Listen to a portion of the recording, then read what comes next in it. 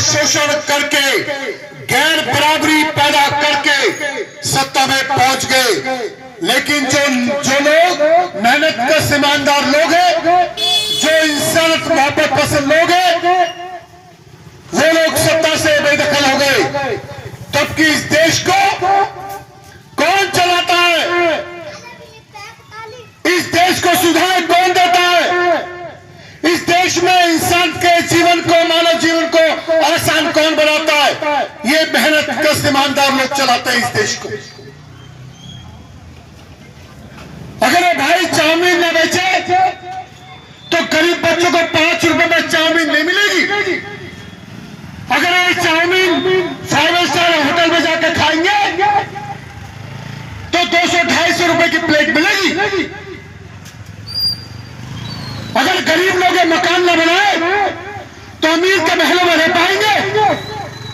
अगर गरीब लोग ईंट न बनाए, ये रास्ते न बनाए, ये नाले न बनाए, ये कपड़े न बनाए और खेती का सीरा चीर कर अगर अन्न न उगाए तो इन अमीरों को खाना नसीब नहीं होगा इस देश में। जो लोग इस देश में मेहनत के ईमानदार लोग हैं, वही इस देश में सबसे ज्यादा दुखी है। 80 लाख लोग 78 साल के बाद भी राशन की लाइन में लगे हैं। करोड़ों लोग भी इस देश में आज भी 78 साल के बाद बिना छत के रहते, पुल के नीचे जिंदगी गुजारते, फुटपाथ पर जिंदगी गुजारते। 78 साल के बाद भी इस देश में अगर हमारी बेटियां सुरक्षित नहीं है, बेटियों का बलात्कार हो जाता है, तो क्या वाकई हम जिंदे हैं या मर चुके हैं? अगर जिंदे हैं तो सबूत दीजिए कि आप जिंदा हैं। सत्ता में बैठे लोग आपका हक मार रहे हैं। सत्ता में बैठे लोग प्राइमरी स्कूल गरीबों के बंद कर रहे हैं। वही प्राइमरी स्कूल जहां से बाबा साहब पढ़े थे, वही प्राइमरी स्कूल जहां से बीपी मौर्य पढ़े थे, वही प्राइमरी स्कूल जहां से पढ़ लिख के काशीराम साहब IAS बने थे, वही प्राइमरी स्कूल ये लोग बंद कर रहे हैं जहां से गरीबों के बच्चे पढ़ लिख के IAS बन जाते हैं। और गरीबों के मोहल्ले में ये भरवे ठेके खोलते हैं ताकि गरीब कमाए और अपनी कमाई का पैसा शराब में दे। और बच्चों को नहीं पढ़ाना चाहिए। जो आदमी दारू पी के सो जाता है उसके बच्चे अनपढ़ रह जाते हैं। ये गरीबी, ये भुखमरी, ये बेरोजगारी, ये किसी देवी देवता का श्राप नहीं है, ना किसी अल्लाह का अजाब है। ये गरीबी, ये भुखमरी शातिर चालाक लोगों का षड्यंत्र है। इस षड्यंत्र के खिलाफ इस देश में भाई चंद्रशेखर आजाद संघर्ष कर रहे हैं। और माननीय 84 आजाद भारत के पहले व्यक्ति हैं जिन्होंने गरीबों के हालात को, जिन्होंने देश को पैदल चलकर देखा। देश में भुखमरी का आलम क्या है, बेरोजगारी क्यों है, देश में जनजीवन स्तर कैसा है, इस देश में समस्या क्या है, समाधान क्या है। इस देश को अपना माना तो पूरे देश को पता चला। और भाई चंद्रशेखर आजाद ने जुल्म के खिलाफ आवाज उठाई तो उनकी आवाज को बुलंद करने के लिए स्वराज सिंह जी कदम से कदम मिलाकर इस देश में क्रांति करना चाहते हैं। हमें देश के लोगों, हमें जरूरत है उन लोगों की जो इस देश में नफरती लोगों के खिलाफ इंकलाब ला सके।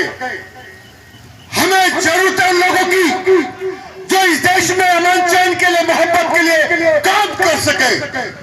हमें जरूरत है उन लोगों की जो इस देश में अपने हक के लिए, बराबरी के लिए लड़ सके और लड़ने वालों को ताकत दे सके। हमारे देश के लोगों, वक्त बड़ी तेजी से बदल रहा है और भाई चंद्रशेखर आजाद इस देश में वो शेर है जो जुल्म के खिलाफ सड़क से लेकर संसद तक हर शोषित पीड़ित की आवाज उठा रहे हैं। और आप ये सोच रहे हैं कि हम साथ चले या ना चले, किस बात का आप इंतजार कर रहे हैं? हम तो मौत को हथेली पे रख के बीच चौराहे पे बोल रहे हैं और भाई चंद्रशेखर आजाद भी मौत को हथेली पे रख के सड़क से लेकर संसद तक आवाज उठा रहे हैं। और जिनको हमारी लड़ाई लड़नी चाहिए थी वो लोग महलों में जिंदगी गुजार रहे हैं।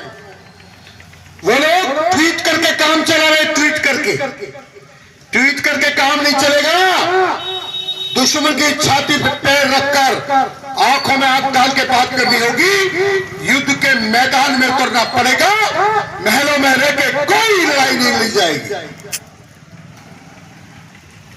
ये सेफ जोन में रहने वाले लोग कोई काम नहीं करेंगे।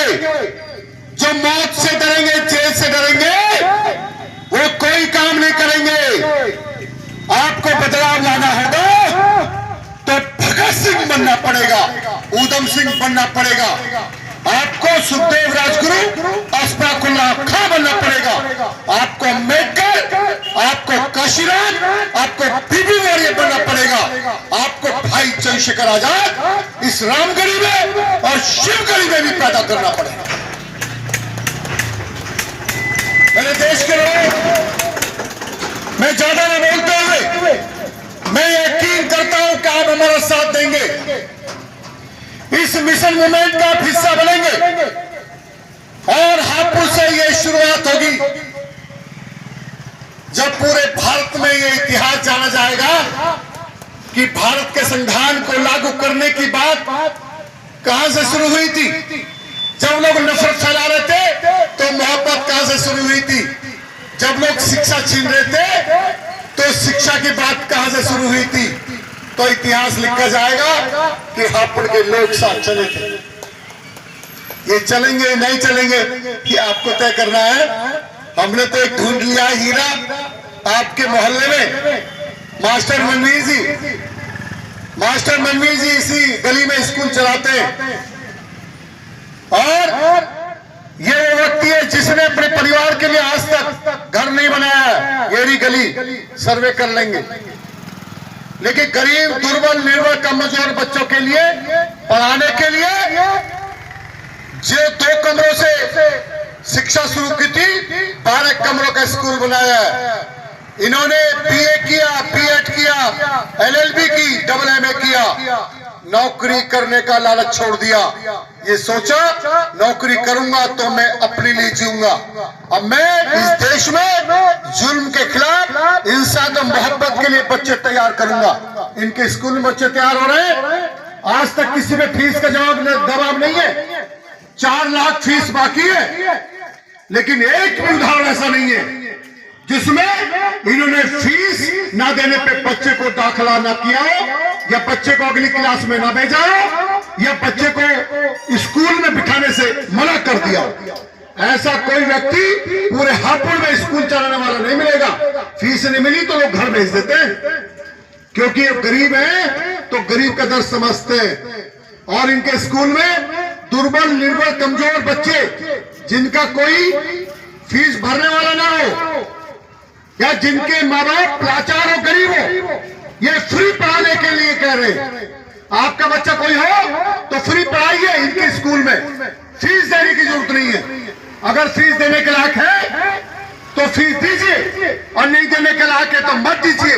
कम से कम बच्चे का दाखिला तो कराइए, क्योंकि इनके स्कूल में अम्बेडकर को पढ़ेंगे, इनके स्कूल में बुद्ध को पढ़ेंगे, इनके स्कूल में क्यों आए संसार में, किस लिए आए संसार में, जीवन का मोल क्या है, हमारी संस्कृति, हमारी सभ्यता क्या है, इस बात को पढ़ेंगे। अगर ये पढ़ जाएंगे तो फिर बच्चे इस देश में इंसानियत के लिए काम करेंगे, रहेंगे भी, जिंदगी का मोल समझेंगे। कम से कम इनके पढ़ाए बच्चे शराबी, जुआरी नहीं बनेंगे, ये कंफर्म है। मैं अपनी वाणी को ही विराम देता हूं,